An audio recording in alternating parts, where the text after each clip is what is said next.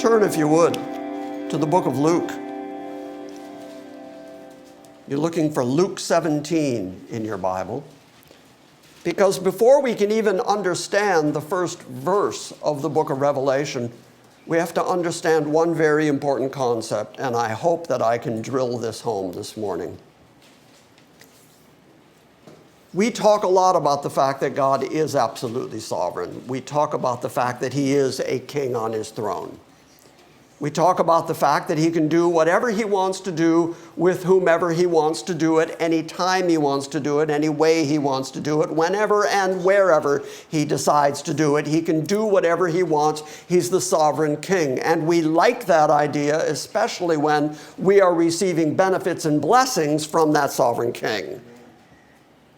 But the relationship that Jesus describes and that John describes is that God is so sovereign that we ought to view him as so high above us, as so separate from us, as so unlike us, that the relationship is one of absolute sovereign and slave.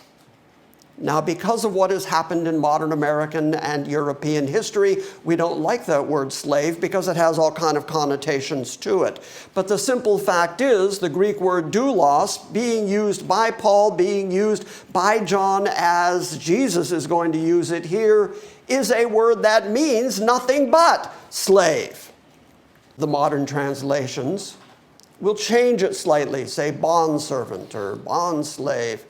But the simple fact is, it means slave. And I think sometimes we don't consider ourselves, we don't think of ourselves as being slave to God. And yet that's exactly how the Bible describes us.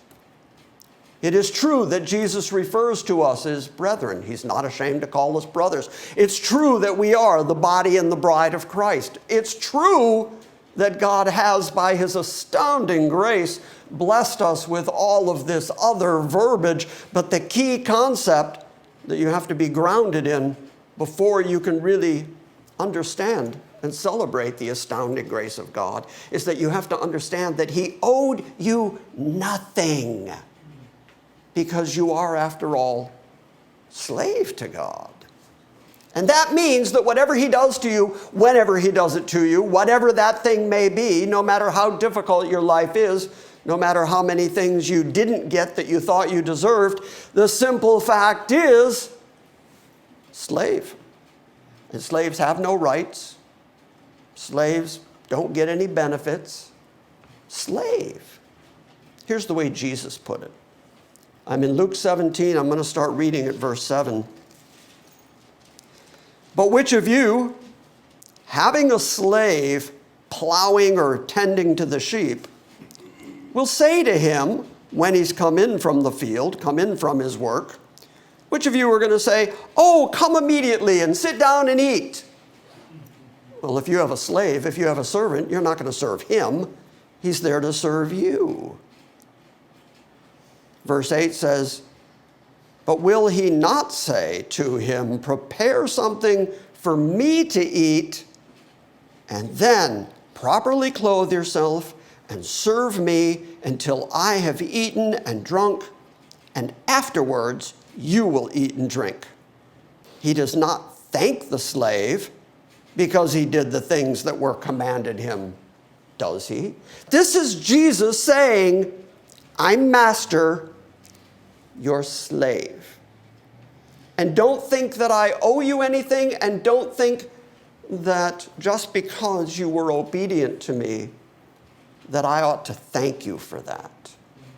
He said, you know that in the way that you conduct your own household. You know that in the way that our society works. You know that when the servant comes in from the field, you don't immediately say, "Oh, good job, sit down, let me serve you."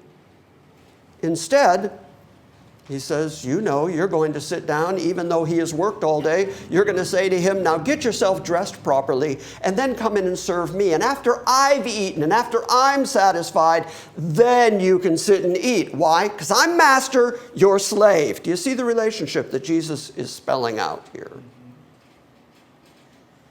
So you too, says verse 10. Now the application. So you too when you do all the things which are commanded of you, say, we are unworthy slaves. We have done only that which we ought to have done. So the attitude of Jesus toward the relationship between the sovereign and those that belong to the sovereign is that we ought to have an understanding, we ought to have a comprehension of the difference between us and him. You're not God, God's not you. And that we need to understand that he can and does do whatever he wants to do, and our only obedient response to that is, yes, sir. You bow the knee, you get down in front of him and you say, you're God, and I'm not. Now, it is astounding grace. It's amazing grace that God then treats us with the kind of kindness that he does bless us, that he does feed us, that he does take care of us.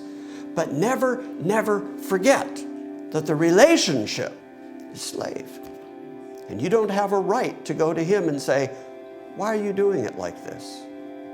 Why are you making the world this crazy? This hurts me. Do you not see the damage that's being done to me? Why are you doing it this way? You don't have the right to say that. Why? Slave! I'm going to drill that into your head. Doulos is the Greek word, and all it means is slave.